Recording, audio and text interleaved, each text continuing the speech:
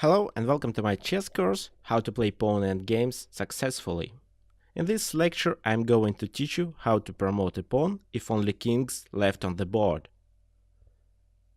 In this position, white king stays on e2, white pawn on d2, but black king occupies d8, a winning square for white pawn.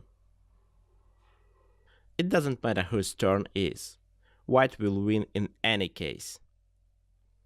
The basic rule says that white king should move forward, ahead the pawn. The main idea is to clear the way for the pawn.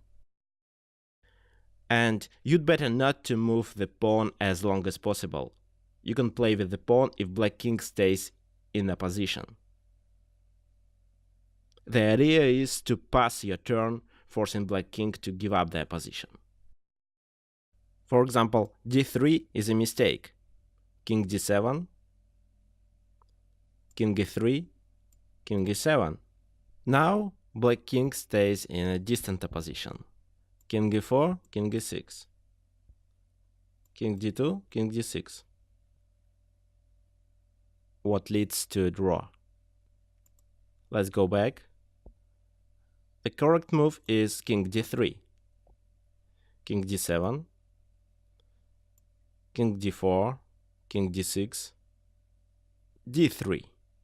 And white wins, because it forces black to give up their position.